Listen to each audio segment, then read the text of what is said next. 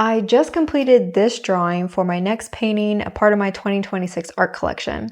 Now, I do get a lot of requests on how to draw hands. People want me to teach the class. So I figured I would teach the class. So I don't necessarily have a rubric that you might see online with how to draw hands because I like to draw hands of actual people. So I'm going to give you a few tips and tricks as I walk you through how I just did this drawing, and hopefully you can learn something from how I do it myself.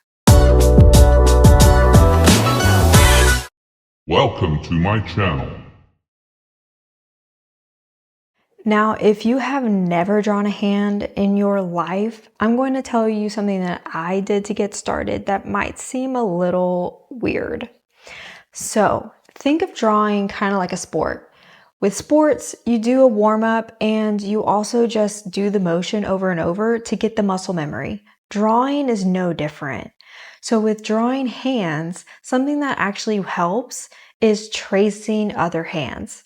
Whether that's actually putting your hand down and drawing that turkey on your paper and then going through and doing all the detailing, or you take a picture, print it off, and then you trace it on top. Motion of the muscle memory, and then you're telling your brain, hey, we can do this.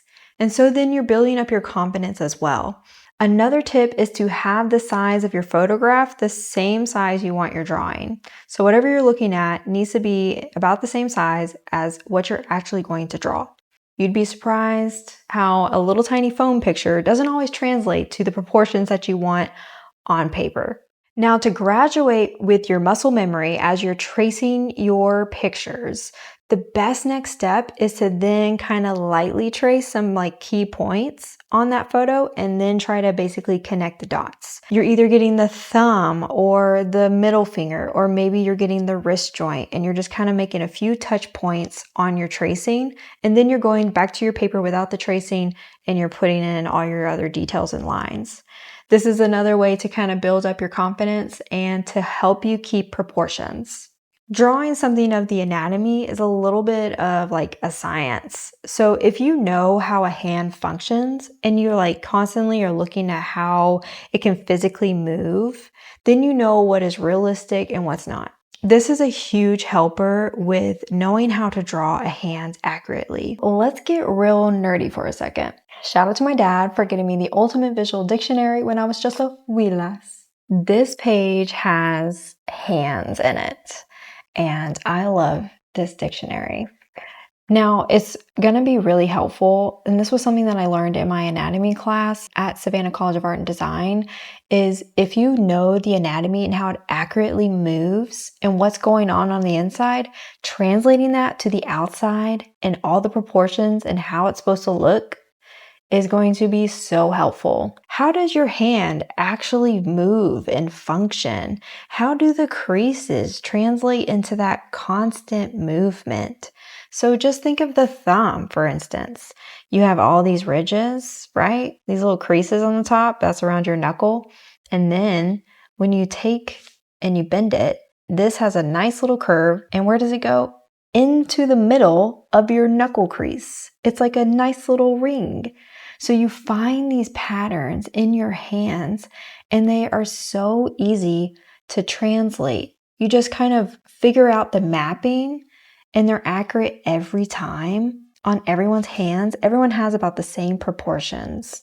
Now my fingers are a little crooked, but everyone has little nuances and maybe their creases are slightly different, but that's what makes them so interesting and fun, is that they are, unique. You can basically get the idea of your own hand and you can draw that. And then when you start exploring other people's hands, it's kind of just like piecing together a new puzzle, but you're pretty familiar with how the pieces go together. Here are the steps that I take to draw a hand from a photo. First, I draw the general shapes down lightly. Then I choose a few easy anchor points to start putting down darker lines. Next, I make sure certain parts in the hand match with other parts to keep my proportions accurate. I try to find more anchor points and draw those in. Once I feel confident, I start putting in more details. Usually by this time, I'm doing minor tweaking because a closer look revealed something and I needed to correct it. This is a constant going back and forth with my eye between the photo and the drawing. Then, before I know it, the drawing is done, ready to be traced for transfer onto my next surface for painting. I hope you learned some good tips and tricks from me today on how to draw hands and how I like to go about doing it. I know it's a little different than what you could probably see in a book of drawing anatomy, but go ahead and pick that up. It's going to be really helpful just to broaden your style of drawing and figure out what works for you. If you have any questions on how to draw hands or even just my own process of how I do things, please drop a comment and I will get back to you and maybe make a video about it. Thanks for joining me. I can't wait to show you my next painting that I'm going to be working on with this drawing on my 2026 art collection. Until next time. Thank you for watching.